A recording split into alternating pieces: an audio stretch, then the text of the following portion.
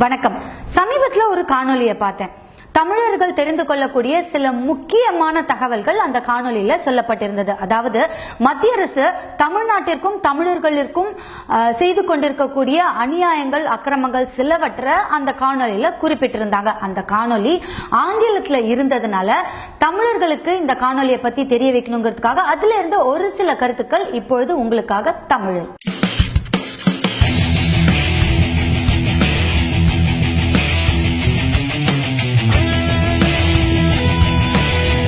விவசாயிகள் 39 நாட்களாக டெல்லியில தீவிர போராட்டத்தில் ஈடுபட்டாங்க.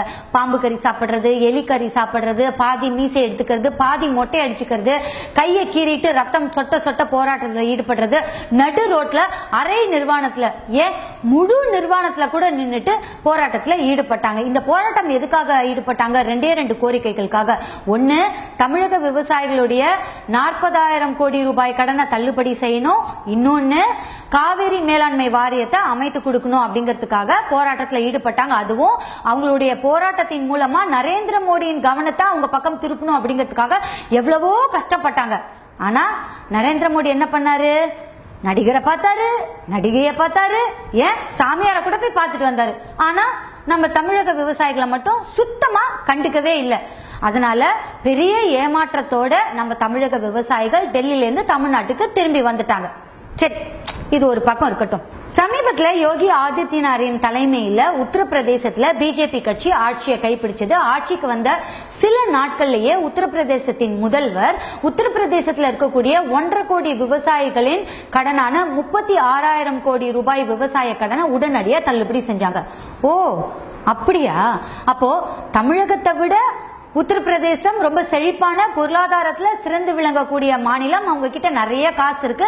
அதனால்தான் உத்தரப்பிரதேசத்தின் விவசாயிகள் எந்த போராட்டத்திலையும் ஈடுபடாமலேயே அவங்களுடைய 36,000 கோடி ரூபாய் கடனை அந்த உத்தரப்பிரதேசத்தின் முதல்வர் உடனே தள்ளுபடி செஞ்சிட்டாரா?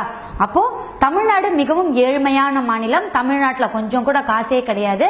தமிழ்நாட்டு விவசாயிகள் டெல்லியில 39 நாட்களா ரொம்ப தீவிரமான போராட்டத்துல ஈடுபட்டும் அவங்களுடைய 40,000 கோடி ரூபாய் கடனை தள்ளுபடி செய்ய முடியாம நம்மளுடைய தமிழக முதலமைச்சர் ரொம்ப பாடுபட்டாரா? கிடையவே கிடையாதுங்க. உத்தரப்பிரதேசம் தமிழ்நாட்டை விட பொருளாதாரத்துல மிகவும் பின்தங்கிய மாநிலம். உத்தரப்பிரதேசத்துல காசே கிடையாதுங்க. காசு இல்லாத நேரத்துல அவங்களுடைய கடனை எப்படி அடைப்பாங்க? அவங்க கடன் அடைக்கிறதுக்கு வெளியில இருந்து கடன் வாங்குவாங்க. அந்த கடனுக்கு மத்திய அரசாங்கம் உத்தரவாதம் கொடுக்கும். மத்திய அரசாங்கத்துக்கு ஏது பணம் அப்படின்னு கேக்குறீங்களா? இந்தியாவில் இருக்கக்கூடிய அனைத்து மாநிலங்கள்ல இருந்தும் ஒவ்வொரு இந்தியனும் கட்டக்கூடிய வரி பணம் தான் மத்திய அரசாங்கத்துக்கிட்ட இருக்கு. அந்த வரி பணத்துல இருந்து 58% மத்திய அரசாங்கம் அவங்க கிட்ட வச்சுக்கும். மிச்சம் 42% ஒவ்வொரு மாநிலத்துக்கும் பிரிச்சு கொடுப்பாங்க. இல்ல இன்னும் டீடைலிங்கா பார்க்கணும்னா, நம்மளுடைய தமிழ்நாட்டுல ஒவ்வொரு தமிழரும் மத்திய அரசாங்கத்திற்கு வருடத்திற்கு 20,000 ரூபாயை வரி பணமா கட்டுறாங்க. ஆனா உத்தரப்பிரதேசத்துல இருக்கிற ஒவ்வொருத்தரும் வருடத்திற்கு மத்திய அரசுக்கு வரி பணமா வெறும் 6,000 ரூபாய் மட்டும்தான் கட்டுறாங்க. இன்னும் கொஞ்சம் டீடைலிங்கா வேணுமா?